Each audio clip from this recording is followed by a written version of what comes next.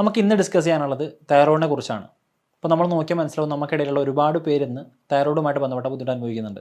നമുക്കിടയിലുള്ള thyroid പേഷ്യൻസിനെ പരിശോധിക്കുകയാണെങ്കിൽ അതിൽ ഏറ്റവും കൂടുതൽ കാണുന്നത് ഹൈപ്പോ തൈറോയിഡിസം എന്ന് പറയുന്ന കണ്ടീഷനാണ്.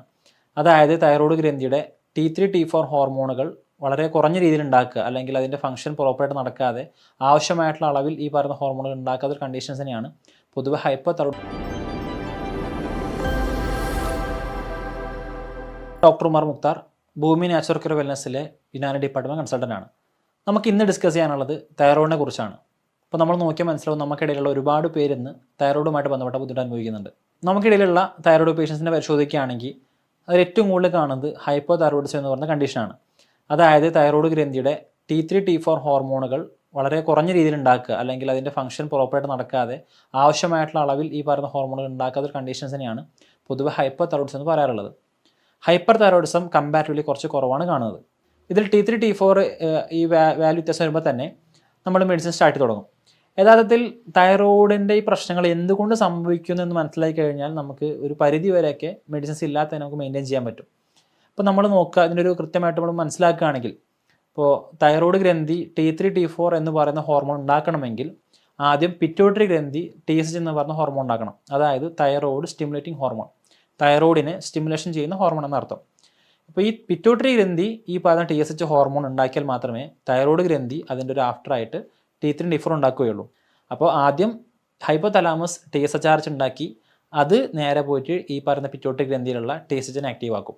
ഈ TSH എന്ന് പറയുന്നത് നേരെ പോയി തൈറോയിഡിൽ വന്ന് T3 T4നെ ആക്റ്റീവ് ആക്കും. അപ്പോൾ ഇതിൻ്റെ എവിടെ മിസ്റ്റേക്ക് സംഭവിച്ചാലും പ്രോപ്പറായിട്ട് പറയുന്ന T3 T4 എന്ന് പറയുന്ന ഹോർമോൺ ഉണ്ടാക്കണമെന്നില്ല. അപ്പോൾ ഒരു പക്ഷേ ഈ ഹൈപ്പോതലാമസിനുള്ള പ്രശ്നം കൊണ്ടോ അതല്ലെങ്കിൽ പിറ്റ്യൂട്ടറി ഗ്രന്ഥിക്കുള്ള പ്രശ്നം കൊണ്ടോ ആയിരിക്കും T3 T4 കുറയുന്നത്. തൈറോയിഡ് ഗ്രന്ഥി T3 T4 ഹോർമോൺ ഉൽപ്പാദിപ്പിക്കണമെങ്കിൽ പിറ്റ്യൂട്ടറി അതെങ്കിൽ നേരത്തെ പറഞ്ഞ പോലെ ഹൈപ്പോതലാമസൊക്കെ കൃത്യമായിട്ട് ഈ പറയുന്ന റിലീസിങ് ഹോർമോൺ ഉണ്ടാക്കേണ്ടതുണ്ട്. അതിന് അത്യാവശ്യമായിട്ട് വേണ്ടത് സിങ്ക് എന്ന് പറയുന്ന മൂലകമാണ്. സിങ്കിൻ്റെ പ്രശ്നം കൊണ്ട് ഉണ്ടാകുന്ന തൈറോയിഡ് ഇഷ്യൂസ് ആണെങ്കിൽ സിങ്ക് എന്ന് പറയുന്ന മൂലകം നമ്മൾ കഴിക്കുന്ന വഴി അല്ലെങ്കിൽ അത് അഡ്മിനിസ്ട്രേഷൻ ചെയ്യുന്ന വഴി നമുക്കത് കൃത്യമായിട്ട് മാറ്റിയെടുക്കാൻ പറ്റും. നമുക്ക് ഇന്ന് അവൈലബിൾ ആയിട്ടുള്ള ഫ്ലാക്സീഡ് എന്ന് പറയുന്ന ചണവിത്ത് നല്ല സിങ്കിൻ്റെ എമൗണ്ട് കൂടിയിട്ടുള്ള ഒരു ഡയറ്റാണ്.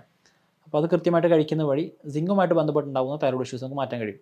ഈ സിങ്കിന് തന്നെ മറ്റൊരു പ്രത്യേകത കൂടെയുണ്ട്. നമ്മൾ തൈറോയിഡ് ഗ്രന്ഥി ഉണ്ടാക്കുന്ന T3 T4 എന്ന് പറഞ്ഞ ഹോർമോൺസ്, ഇതിൽ T4 എന്ന് പറയുന്നത് ഒരു കൃത്യമായിട്ടുള്ള ആക്റ്റീവ് ഫോം അല്ല. ഇതിനെ T3 ആയിട്ട് കൺവേർട്ട് ചെയ്യേണ്ടതുണ്ട്. ഈ പണി നടക്കുന്നത് ലിവറിൽ വെച്ചിട്ടാണ്. അപ്പോൾ ഈ കൺവേർഷനെ ഹെൽപ്പ് ചെയ്യുന്ന ഒരു മൂലം കൂടിയാണ് സിങ്ക് എന്ന് പറയുന്ന ഒരു മൂലകം. സിങ്ക് പ്രോപ്പറായിട്ട് ഇല്ലെങ്കിൽ T4ൻ്റെ എമൗണ്ട് കൂടാനും അത് കൃത്യമായിട്ടുള്ള എമൗണ്ടിൽ അല്ലെങ്കിൽ അത് T3 ആയിട്ട് കൺവേർട്ട് ചെയ്യപ്പെടാൻ ചാൻസ് കുറവാണ്. അപ്പോൾ ഇത്തരം ഇഷ്യൂസൊക്കെ ഉണ്ടാകുമ്പോൾ തന്നെ തൈറോയിഡിൻ്റെ പ്രശ്നങ്ങൾ സംഭവിക്കാൻ ചാൻസ് കൂടുതലാണ്. തൈറോയിഡ് ഗ്രന്ഥികൾ T3 T4 കൃത്യമായി ഉണ്ടാക്കണമെങ്കിൽ അയൺ എന്ന് പറയുന്ന മൂലകത്തിൻ്റെ എമൗണ്ട് കൃത്യമായിട്ട് അളവിൽ വേണം. അപ്പോൾ നമ്മൾ നോക്കുമ്പോൾ ഒരു പക്ഷേ ഈ തൈറോയിഡ് പേഷ്യൻസിന് മുടി കൊഴിച്ചിൽ അല്ലെങ്കിൽ നഖം പെട്ടെന്ന് പൊട്ടിപ്പോകുന്നൊരവസ്ഥ, അതുമല്ലെങ്കിൽ ഒരു കാരണമില്ലാതെ ക്ഷീണമൊക്കെ സംഭവിക്കുകയാണെങ്കിൽ ഒരു പക്ഷേ അയണിൻ്റെ കുറവ് കൊണ്ടെങ്കിൽ സംഭവിക്കുന്നുണ്ടാവുക.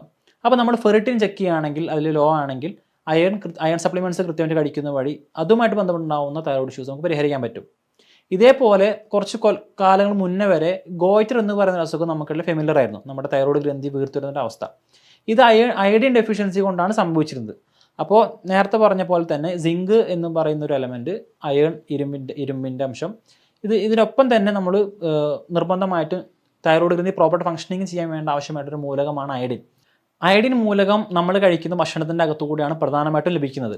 ഇത് നമ്മുടെ ശരീരത്തിൻ്റെ അകത്ത് താരതമ്യേന വളരെ കുറഞ്ഞ രീതി മാത്രമേ ഉണ്ടാക്കുന്നുള്ളൂ. അപ്പോൾ നമ്മുടെ നാട്ടിൽ പ്രത്യേകിച്ച് കുറച്ച് കാലം മുന്നേ വരെ ഗോയിറ്റർ എന്ന് പറയുന്ന അയഡിൻ ഡെഫിഷ്യൻസി കൊണ്ടുണ്ടാകുന്ന തൈറോയിഡ് വീക്കം കൂടിയതിന് ഒരു ആഫ്റ്റർ എഫക്റ്റ് ആയിട്ട് അയഡൈഡ് സാൾട്ടുകൾ വിപണിയിൽ ഇറങ്ങുകയും നമ്മളെല്ലാം ഇപ്പോൾ ഉപയോഗിക്കുന്ന അയഡൈഡ് സാൾട്ട് വഴി നമുക്ക് പ്രോപ്പറായിട്ടുള്ള അയഡിൻ എന്ന് പറയുന്ന മൂലകം നമ്മൾ കിട്ടാൻ തുടങ്ങി. അപ്പോൾ അതുവഴി ഉണ്ടായിട്ടുള്ള തൈറോയിഡ് ഇഷ്യൂസൊക്കെ ഒരു പരിധി വരെയൊക്കെ പരിഹരിക്കാൻ പറ്റിയിട്ടുണ്ട്. അയഡിൻ ഇതേപോലെ കൃത്യമായിട്ട് അളവിൽ നമ്മുടെ ശരീരത്തിൽ ഇല്ലെങ്കിൽ തൈറോയിഡ് ഇഷ്യൂസ് വരാൻ ചാൻസ് കൂടുതലാണ്. അപ്പോൾ സിങ്ക് എന്ന് പറയുന്ന ഒരു എലമെൻറ്റ്, അയൺ എന്ന് പറയുന്ന മറ്റൊരു മൂലകം, അയഡിൻ എന്ന് പറയുന്ന മൂന്നാമത്തെ ഒരു മൂലകം. അപ്പോൾ ഈ കൃത്യമായിട്ടുള്ള അമൗണ്ടുകളിൽ മൂലകങ്ങളില്ല എങ്കിൽ തൈറോയിഡിൻ്റെ ഫങ്ഷൻസ് പ്രോപ്പറായിട്ട് നടക്കണമെന്നില്ല. അത് തൈറോയിഡിൻ്റെ ഹൈപ്പോതൈറോയിഡിസത്തിലേക്ക് വഴിവെച്ചേക്കാം.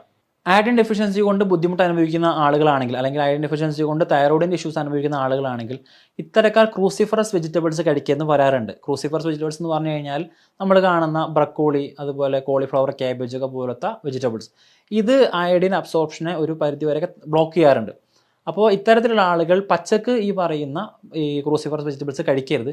ഇവർക്ക് വേണമെങ്കിൽ അത് വേവിച്ച് കഴിക്കാവുന്നതാണ്. അപ്പോൾ വേവിച്ച് കഴിക്കുന്നതിലൂടെ ഈ പറയുന്ന പ്രശ്നങ്ങളൊക്കെ തന്നെ പരിഹരിക്കപ്പെടുകയും ചെയ്യും. നമ്മുടെ ശരീരത്തിനകത്ത് വേംസ് ഉണ്ടെങ്കിൽ അയേണിൻ്റെ പ്രോപ്പറായിട്ടുള്ള മെറ്റബോൾസ് നടക്കണമെന്നില്ല.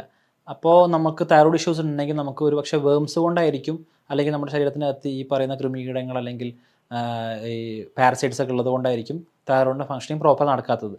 സിങ്ക്, അയൺ തുടങ്ങിയിട്ടുള്ള എലമെൻറ്റ്സ് നമ്മുടെ ശരീരത്തിനകത്ത് പ്രോപ്പറായിട്ട് ഉണ്ട് നമ്മൾ ഉറപ്പ് വരുത്തുമ്പോൾ തന്നെ നമ്മുടെ തൈറോയിഡിൻ്റെ ഒട്ടുമിക്ക പ്രശ്നങ്ങളും ഇതേപോലെ മാറുന്നിട്ട് കാണാൻ കഴിയും. ഇതേപോലെ എസെൻഷ്യൽ ആയിട്ടുള്ള മറ്റൊരു എലമെൻ്റാണ് സെലേനിയം. സിങ്കും സെലേനിയം ഒരുമിച്ചാണ് പറയാറുള്ളത്. സെലേനിയം എന്ന് പറയുന്ന ഈ പറയുന്ന മൂലകം ഇതേപോലെ വളരെയധികം എസെൻഷ്യൽ ആയിട്ടുള്ള തൈറോയിഡിൻ്റെ ഫംഗ്ഷൻസ് പ്രോപ്പർ നടക്കാനും T3 T4 ആക്ടിവേഷൻ ഫോമിലേക്ക് മാറ്റാനും അത് പ്രോപ്പർ പ്രൊഡക്ഷൻ ചെയ്യാനൊക്കെ ഹെൽപ്പ് ചെയ്യുന്ന ഒരു എലമെൻ്റാണ്. സെലേനിയത്തിൻ്റെ എമൗണ്ട് കൃത്യമായിട്ട് ശരീരത്തിൽ ഇല്ല എങ്കിൽ ഈ പറഞ്ഞ ബുദ്ധിമുട്ട് കാണാൻ കഴിയും. മറ്റൊരു ഇമ്പോർട്ടൻ്റ് ആയിട്ടുള്ള ഒരു എലമെൻറ്റ് അല്ലെങ്കിൽ ഒരു വിറ്റാമിൻ എന്ന് പറയുന്നത് വിറ്റാമിൻ ഡി ആണ്. വിറ്റാമിൻ ഡി ഡെഫിഷ്യൻസിയുള്ള ഒരാളാണെങ്കിൽ ഇവർക്ക് തൈറോയ്ഡ് ഇഷ്യൂസ് വരാനുള്ള ചാൻസ് കൂടുതലാണ്. ഇതിന് കാരണം എന്ന് വെച്ച് കഴിഞ്ഞാൽ വിറ്റാമിൻ ഡി നമ്മുടെ ഇമ്മ്യൂണിറ്റിനെ ഒരുപാട് ഹെൽപ്പ് ചെയ്യുന്നുണ്ട്. വിറ്റാമിൻ ഡി എമൗണ്ട് കുറയുകയാണെങ്കിൽ അത് മെല്ലെ മെല്ലെ നമുക്ക് ഇമ്മ്യൂണിറ്റി കുറയാനും ഈ ഇമ്മ്യൂണിറ്റി കുറഞ്ഞത് വഴി ഇത് മെല്ലെ ഓട്ടോ ഇമ്മ്യൂൺ കണ്ടീഷൻസിലേക്ക് വഴിവെക്കാൻ ചാൻസ് കൂടുതലാണ്. നമ്മൾ ഹൈപ്പോ തൈറോയിഡിസം പിന്നെ പരിശോധിക്കുകയാണെങ്കിൽ ഏറ്റവും കൂടുതൽ കാണുന്നത് ഹാഷിമോട്ടോ തൈറോയിഡിസം എന്ന് പറയുന്ന ഒരു ഓട്ടോ ഇമ്മ്യൂൺ കണ്ടീഷനായിട്ടാണ് ഇന്ന് കൂടുതൽ കാണാൻ കഴിയുക. ഓട്ടോ ഇമ്മ്യൂൺ കണ്ടീഷൻ എന്ന് വെച്ച് കഴിഞ്ഞാൽ നമ്മുടെ ശരീരം നമുക്ക് തന്നെ തിരിയുന്ന ഒരു അവസ്ഥയാണ്. അപ്പോൾ ഈ ഹൈപ്പോ തൈറോയിഡിസമാണ് ഏറ്റവും കൂടുതൽ കാണുന്നത്. അതിൽ തന്നെ ഹാഷിമോട്ടോ തൈറോയിഡിസം എന്ന് പറയുന്ന ഒരു അസുഖമാണ് ഏറ്റവും കൂടുതൽ കാണുന്നത്. അപ്പോൾ നമുക്കിത് എങ്ങനെ മനസ്സിലാക്കുന്നുള്ളതാണ്. പൊതുവേ നമ്മൾ തൈറോയ്ഡ് വന്നു കഴിഞ്ഞാൽ ചെക്ക് ചെയ്യുന്നത് T3 T4 എന്ന് അല്ലെങ്കിൽ TSH എന്ന് പറയുന്ന തൈറോയ്ഡ് പ്രൊഫൈലാണ്. ഹാഷിമോട്ടോ തൈറോയിഡിസം പോലത്തെ കണ്ടീഷൻസ് ഒക്കെ ആണെങ്കിൽ നമുക്കൊരു പക്ഷേ ഇതിലൂടെ മനസ്സിലാവണം സാധിച്ചോളണമെന്നില്ല. അപ്പോൾ നമ്മൾ ചെക്ക് ചെയ്യേണ്ടത് ഇതിൻ്റെ ആൻറ്റിബോഡീസ് ആണ്. ആൻറ്റി-TPO, ആൻറ്റി-TG തുടങ്ങിയിട്ടുള്ള ആൻറ്റിബോഡീസ് നമ്മുടെ ശരീരത്തിൻ്റെ അകത്ത് പ്രസൻറ്റ് ആവണമെന്ന് ചെക്ക് ചെയ്യുന്ന വഴി മാത്രമേ നമുക്കിത് ഓട്ടോഇമ്യൂൺ കണ്ടീഷനാണോ അല്ലെങ്കിൽ ഹാഷിമോട്ടോ തൈറോയിഡിസ് ആണോ എന്നൊക്കെ മനസ്സിലാക്കാൻ കഴിയുള്ളൂ. അപ്പോൾ പൊതുവേ നമ്മൾ എല്ലാവരും T3 T4 TSH ചെക്ക് ചെയ്തിട്ട് ഇത് നോർമലാണ്, തൈറോയിഡ് പ്രശ്നമില്ലെന്ന് പറയാറുണ്ടെങ്കിൽ പോലും ചില കണ്ടീഷൻസിൽ ഈ ആൻറ്റി-TPO, ആൻറ്റി-TG ഒക്കെ പോലത്തെ ഈ ആൻറ്റിബോഡീസിൻ്റെ എമൗണ്ട് കൂടുതലായിട്ട് കണ്ടിട്ടുണ്ട്. എണ്ണം പറഞ്ഞ ചില കേസുകളിലെങ്കിലും നേരത്തെ പറഞ്ഞ പോലെ ഈ T3 ആൻറ്റി-TG, ആൻറ്റി-TPO അല്ലാതെ തന്നെ സ്കാനൊക്കെ എടുത്തു കഴിഞ്ഞാൽ തൈറോയിഡൈറ്റിസ് എന്ന് പറയുന്ന തൈറോയിഡിന് നീരുവീഴ്ച വരുന്നൊരു കണ്ടീഷനായിട്ടോ അതുമല്ലെങ്കിൽ തൈറോയിഡിൻ്റെ മേലെ നൊഡ്യൂൾസ് ചില മണികളോ അല്ലെങ്കിൽ കുരുക്കളൊക്കെ വന്ന് തൈറോയിഡിന് വല്ല ഇൻഫ്ലമേഷൻ വരുന്നതിനും കണ്ടിട്ടുണ്ട്. ഇത്തരം കേസുകളിലും തൈറോയിഡിൻ്റെ പ്രൊഡക്ഷൻ കുറയാനും ഹൈപ്പോ തൈറോയിഡിസം എന്ന് പറയുന്ന കണ്ടീഷനിലേക്ക് വഴിവെക്കാനും ചാൻസ് ഉണ്ട്. ഇനി നമ്മൾ ശ്രദ്ധിക്കാൻ മറ്റൊരു കാര്യം, നമ്മുടെ ലിവറിൻ്റെ ഫംഗ്ഷനിങ് പ്രോപ്പർ അല്ല എങ്കിൽ നമുക്ക് തൈറോയിഡ് ഇഷ്യൂസ് കൂടാൻ ചാൻസ് വളരെയധികം കൂടുതലാണ്. ഇതെങ്ങനെയെന്ന് വെച്ച് കഴിഞ്ഞാൽ T3 T4 എന്ന് പറയുന്ന ഹോർമോൺസിനെ നമ്മൾ പറഞ്ഞു കഴിഞ്ഞു. T4 ഒരു ആക്റ്റീവ് ഫോമിലല്ല ഉണ്ടാകുന്നത്. ഇതിനെ ഒരു ആക്റ്റീവായിട്ടുള്ള ഫോമിലേക്ക് മാറ്റുന്നത് ലിവറിൽ വെച്ചിട്ടാണ്. അപ്പോൾ നമുക്ക് ഫാറ്റ് ലിവർ പോലത്തെ കണ്ടീഷൻസ് ഉണ്ടെങ്കിൽ ലിവറിൻ്റെ ഫംഗ്ഷൻ സ്വാഭാവികമായിട്ട് കുറയുകയും ഈ ഒരു കൺവേർഷൻ T3 T4നെ ആക്റ്റീവ് ഫോമിലേക്ക് ആക്കി മാറ്റുന്ന ഒരു പണി പ്രോപ്പർട്ട് നടക്കാതാവുകയും ചെയ്യും. അപ്പോൾ ഇത്തരം സാഹചര്യങ്ങളിൽ തൈറോയ്ഡ് ഹോർമോൺസിൻ്റെ എമൗണ്ട് സ്വാഭാവികമായിട്ടും കുറയാൻ ചാൻസ് ഉണ്ട്. അപ്പോൾ നമുക്ക് ഫാറ്റ് ലിവർ ഉണ്ടെങ്കിൽ പോലും നമ്മുടെ തൈറോയിഡിനെ ബാധിക്കാനും ഹൈപ്പോ തൈറോയിഡിസം എന്ന് പറയുന്ന കണ്ടീഷനിലേക്ക് വഴിവെക്കാനും ചാൻസ് കൂടുതലാണ്. അപ്പോൾ നമ്മൾ ശ്രദ്ധിക്കേണ്ട പ്രധാനമായിട്ടും ഈ 5 കാര്യങ്ങൾ ശ്രദ്ധിക്കേണ്ടത്. നമ്മുടെ ശരീരത്തിനകത്ത് പ്രോപ്പറായിട്ട് അയഡിൻ ഉണ്ടെന്ന് ഉറപ്പ് വരുത്തണം, അയണിൻ്റെ എമൗണ്ട് പ്രോപ്പറായിട്ടെന്ന് ഉറപ്പ് വരുത്തണം. ഇതേപോലെ തന്നെ സിങ്ക്, സെലേനിയം, വിറ്റാമിൻ ഡി എന്ന് പറയുന്ന മൂലകങ്ങൾ ഇത് കൃത്യമായിട്ടുണ്ടെന്ന് നമ്മൾ ഉറപ്പ് വരുന്ന വഴി നമുക്കൊരു പരിധി വരെയൊക്കെ ഹൈപ്പോ തൈറോയിഡിസം എന്ന് പറഞ്ഞ ഇഷ്യൂ വരാതിരിക്കാൻ അത് കാരണമായേക്കാം. ഇതിൻ്റെ ഒപ്പം തന്നെ omega-3 ഫാറ്റി ആസിഡ് കൂടെ നമ്മുടെ ശരീരത്തിൻ്റെ അകത്ത് നമുക്ക് കൃത്യമായിട്ട് കിട്ടുന്നത് ഉറപ്പ് വരുത്തേണ്ടതുണ്ട്. കാരണം ഈ പറയുന്ന കൺവേർഷൻ നടക്കുന്നതിന് omega-3 ഫാറ്റി ആസിഡ് ഒരു പരിധി വരെ ഹെൽപ്പ് ചെയ്യുന്നുണ്ട്.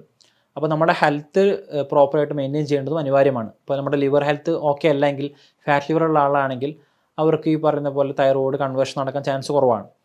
ഇത്തരം കാര്യം ശ്രദ്ധിക്കുന്നത് വഴി നമുക്ക് തൈറോയിഡിൻ്റെ യഥാർത്ഥമായിട്ടുള്ള കാരണം കണ്ടെത്താനും നമുക്കൊരു പരിധി വരെയൊക്കെ മാനേജ് ചെയ്തുകൊണ്ട് തൈറോയിഡിൻ്റെ മെഡിസിൻസ് പരമാവധി ഒഴിവാക്കാൻ നമുക്ക് സാധിക്കും. അപ്പോൾ ഒട്ടുമിക്ക കേസുകളിലും ഇതിലേതെങ്കിലും ഒരു എലമെൻറ്റിൻ്റെ പ്രശ്നം കൊണ്ടായിരിക്കും തൈറോയിഡ് ഇഷ്യൂസ് കാണുന്നത്. അപ്പോൾ നമ്മൾ ശ്രദ്ധിച്ചൊക്കെ മനസ്സിലാവും ഒരുപാട് പ്രശ്നങ്ങൾ തൈറോയിഡുമായിട്ട് ബന്ധപ്പെട്ട് ആൾക്കാർ കാണുന്നുണ്ട്. മുടി കൊഴിച്ചിൽ, back pain, mood swings, irregular periods, അതല്ലെങ്കിൽ എന്തെങ്കിലും ഒരു ബോഡി പെയിൻസ് വരുന്നത്, സ്കിൻ ഇഷ്യൂസ് ഒക്കെ കാണാറുണ്ട്. നമ്മൾ കൃത്യമായിട്ട് മനസ്സിലാക്കുകയാണെങ്കിൽ ഇതിൽ ഏത് എലമെൻ്റാണ് കുറവ് എന്ന് മനസ്സിലാക്കി അത് നമ്മൾ അപ്ലൈ ചെയ്യുകയാണെങ്കിൽ ഡയറ്റിൽ ഉൾപ്പെടുന്നതൊക്കെ വഴി നമുക്ക് മെഡിസിൻസ് സഹായം ഇല്ലാതെ തന്നെ ഈ തൈറോയിഡ് ഇഷ്യൂസ് പരിഹരിക്കാനും നമുക്ക് ഹെൽത്ത് ആയിട്ടിരിക്കാനും സാധിക്കും. അപ്പോൾ ഇതുമായിട്ട് ബന്ധപ്പെട്ട സംശയങ്ങളുണ്ടെങ്കിൽ നമുക്ക് താഴെ കാണുന്ന നമ്പറിൽ ചോദിക്കാം, കമൻറ്റിൽ അറിയിക്കാം. മറ്റൊരു നമുക്ക് വീണ്ടും കാണാം. Thank you.